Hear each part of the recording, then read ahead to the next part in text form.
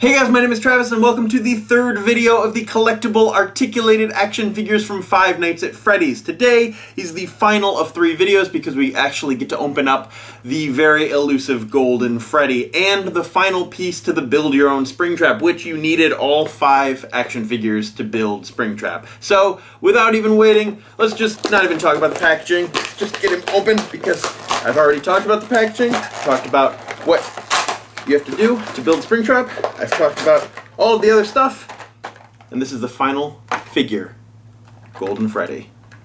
I'm assuming he has the same sort of articulation and issues as regular Freddy. From the last video, the issues with regular Freddy is that he couldn't get the microphone up to his mouth like in the game, in the stills, in the artwork.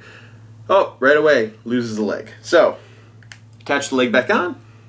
Put the microphone in the hand, and yep, can't not get the microphone up to Golden Freddy's mouth very easily.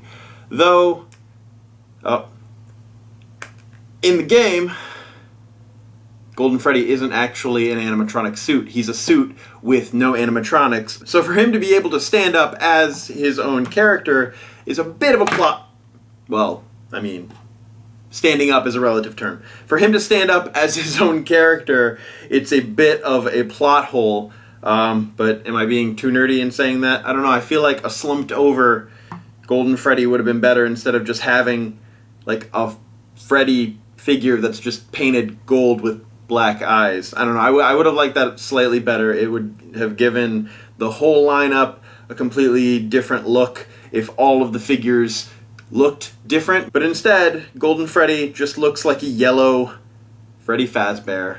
But I don't know. Could we slump him down? Nope. Well, I mean, pop his legs off, make him all slumpy, but it's not really the way that he appears in the game. So I feel like that was a bit of a swing and a miss in this regard. But as a Freddy figure, it's a good, solid figure. So we'll put him to the side right now, and he came with Springtrap's left arm. So if we take the other pieces from the other action figures, Springtrap's right arm, Springtrap's legs, and Springtrap's head and torso, let's go ahead and build Springtrap to see how he is as a completely functioning animatronic figure. So on the right hand, he has his missing fingers.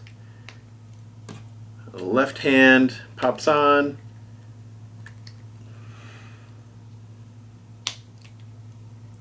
Sort of pops on. Has to pop on as a shoulder. And there you have it. Oh, this arm does not want to stay on.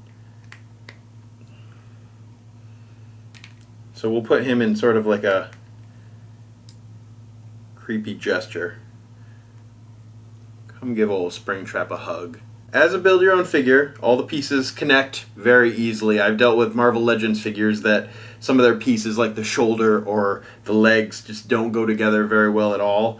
But this figure seems to go on pretty well, except for that fidgety shoulder that just wanted to keep popping off. But if you watch the hinges whenever you're turning hands or arms, you should be able to avoid this from happening, I say, as it happens. Now the true test, does he stand up on his own? He does. This is a pretty great figure. It was definitely worth getting all the pieces together to build him, because as I said in the first video, Springtrap's my favorite character. Alright, so all in a row we have Springtrap, Golden Freddy, Bonnie, Freddy Fazbear, Foxy, and Chica. And there you have it, all 6 figures from the Five Nights at Freddy's collectible articulated action figure line. Funko, you did a pretty good job putting all of these figures together. They're not pop figures, but they're still very good figures. You sort of missed the mark on the slumped over Golden Freddy figure, but I guess I can forgive you for that. I don't know, do you guys think that Funko should come out with another series of Five Nights at Freddy's action figures, or should they just